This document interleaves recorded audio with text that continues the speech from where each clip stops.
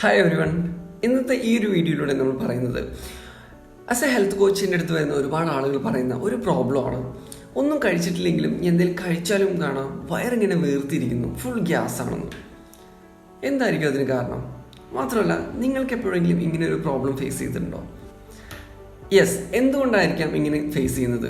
Yes, വളരെ സിമ്പിളായിട്ട് പറയുകയാണെങ്കിൽ നിങ്ങൾ കഴിക്കുന്ന ഭക്ഷണം ടൈമിൽ കഴിക്കുന്നുണ്ടായിരിക്കുന്നില്ല, പ്രോപ്പറായിട്ട് വെള്ളം കുടിക്കുന്നുണ്ടായിരിക്കുന്നില്ല, പ്രോപ്പറായിട്ട് നിങ്ങൾ റെസ്റ്റ് എടുക്കുന്നുണ്ടായിരിക്കുന്നില്ല, ഉറക്കം പ്രോപ്പറായിരിക്കില്ല, ഇങ്ങനെ പല കാരണങ്ങളായിരിക്കാം അല്ലേ.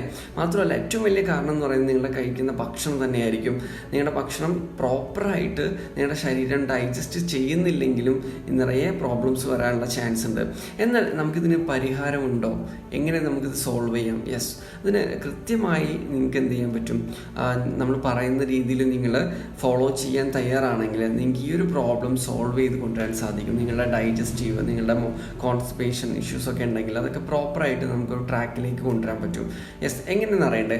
ജസ്റ്റ് ഒന്ന് കമൻറ്റ് ചെയ്തോളൂ, ജസ്റ്റ് ഒന്ന് മെസ്സേജ് അയച്ചോളൂ, അതോ അല്ലെങ്കിൽ നിങ്ങൾക്ക് എന്നെ കോൺടാക്ട് ചെയ്യാം. Okay, thank you all.